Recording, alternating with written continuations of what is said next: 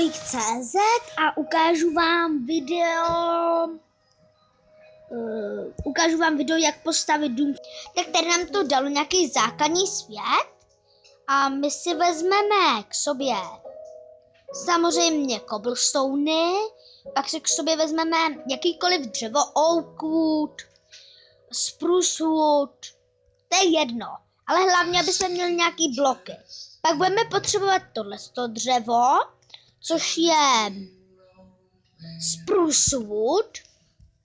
A pak někam půjdeme, najdu si nějakou hezkou plochu a až najdu nějakou hezkou plochu, tak se k vám vrátím. Takže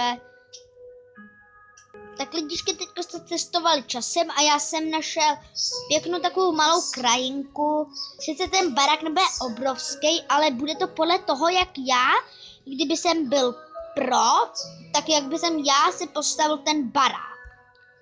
Takže snad se vám video bude líbit. Nějak tak. No a to, co totiž nenávidím, když se stane. Co vy? Napište mi dolů do komentářů, jestli vám to vadí, když se to, co vám stane. A nebo když se vám otáčejí ty bloky.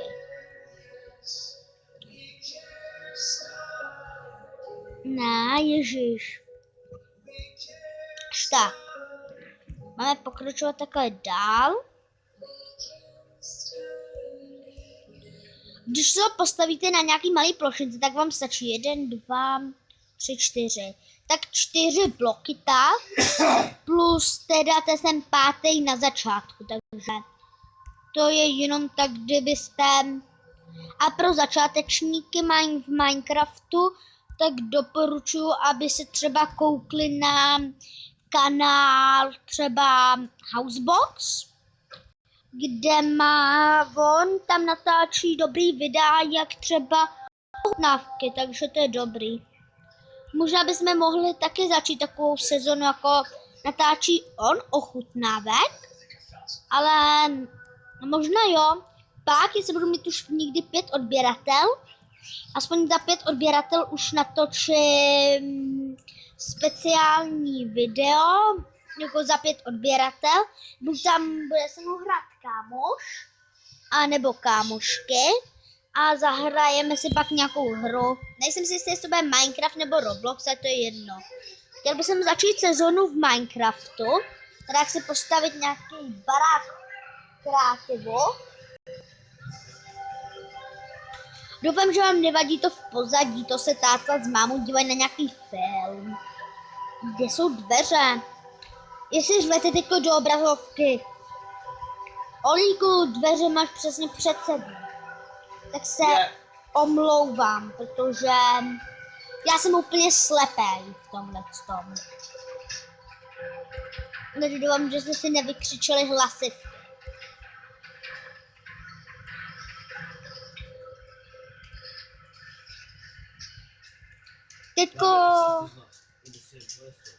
Teďko, ježiš. Stop. Jo, začínáme zase natáčet kamer. Takže to je takový menší dům pro začátečníky. Ježišky, já jsem říkal, že to je pro profesionále, ale ty jsou taky takhle staví, jenom že větší. Samozřejmě, že vám dodám skla, ale to je pro takový začátečnický dům. Neboli dům pro noby. Prostě pro začátečníky to je dobrý dům takhle udělat. Pak vám ukážu, jak se to dobře vyzdobit, pak jak to je dobrý mít zvenku, jak se udělat dobrou zahrádku a tak prostě. Takže doděláme zdi, ty máme hotový a teďko tam nadáme sklo, který si samozřejmě nevezmu k sobě. Když vím, že sklo budu potřebovat, takže rovnou si vydáme tohle, tady čestku.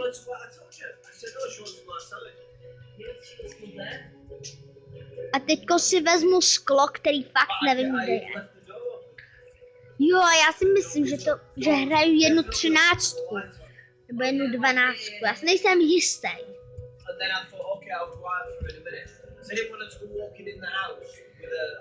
Tak, nadáme sem také sklo. Sklo.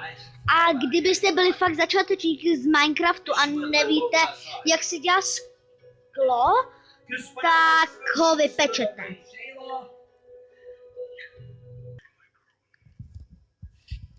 A každé co video shlédnete, tak já budu moje příští video, která bude reakce na nějaký video.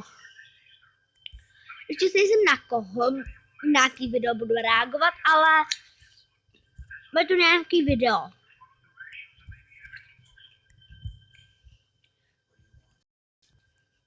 Nám to ukazuju to v kreativu, aby ten díl nebyl až tak dlouhý. Ale když to stavíte v Survivoru, tak to určitě bude delší, ale když si chcete postavit takovýhle dům, tak to je easy v Survivoru, takže...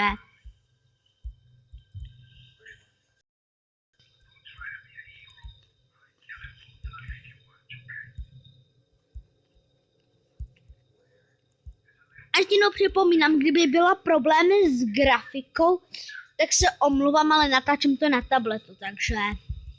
Možná budou nějaký problémy s grafikou a to snad vám nebude vadit.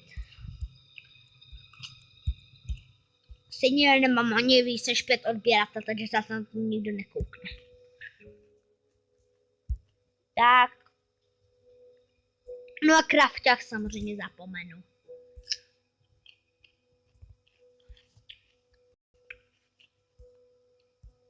A kdybyste lidičky věděli, k čemu je tohleto v Minecraftu, nestihnul jsem to přečíst, to je jedno, k čemu to je, tak mi to napište prosím vás do komentářů. Jo. To musím stopnout. Takže učil jsem nám to hrozně říkal. To je jedno. Teďka si to připravíme. A ještě se to trošku vyzdobíme. Je vlastně jedno, jak velký se postavíte. Je to jedno.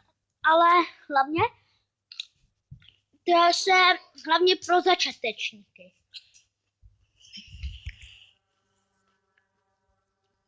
A jestli budu dělat nějaký chyby,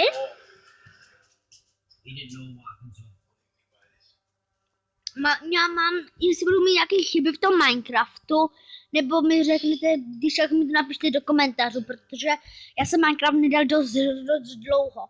Hrál jsem Roblox. Co je? Jdu do pokoje.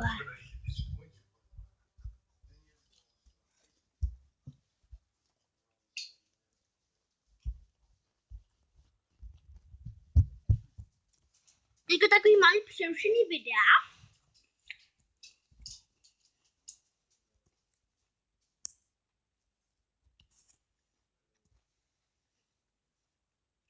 Takže snad vám to nevadí. Do česky si můžete dát, co chcete. A pak, jestli chcete, tak mi napište do komentáře, že se budete chtít pokračovat. Ještě jsem tím neskončil, ale jenom pak. A pokud vlastně chcete mít hezčí podlahu, tak můžete udělat z cobblestone, to je hezčí. A řekněte si, že vždycky to musíte dát pod čestku. Ale pod postel, ale pod krafťák a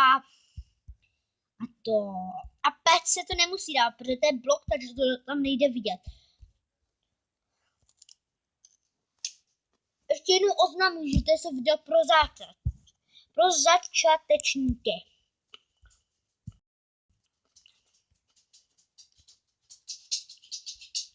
Ještě si ukážeme, jak si udělat takovou malou zahrádku. Já se trošku osvítíme v baráku. My jsme tam trošku viděli. A teď můžeme jít na zahrádku. Dáme si tady plot. Tady až ho najdu. Tak.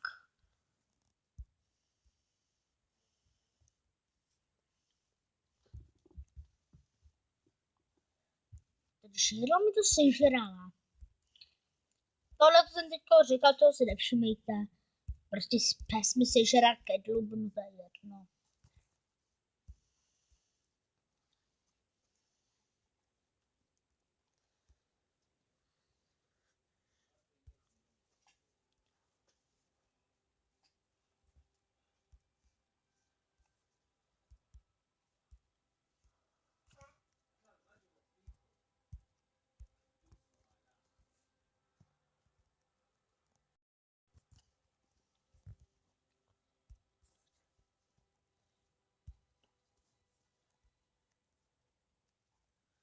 Pak si omluvám se, že jsem chvilinku nemluvila, jsem zapomněla, že vůbec natáčím video, jsem myslel, že hraju sebe. Takže si najdeme nějaký kit, třeba tyhle, tuhle a tuhle.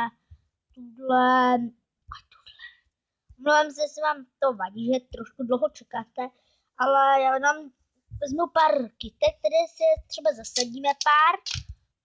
Ne, nebude tam jedna celá řada jedný druhu kytek. Třeba slunečnici, tady dáme tak. A pak, jestli to chcete mít hrozně moc hezký, tak hlavně je nejlepší si to pak osvětlit, takže prosím se dávám vůbec pryč ty torčky. Fakt, já jsem fakt hloupý. Omlouvám se, jestli mám hlas trošku divný, ale jsem nastydlej, takže...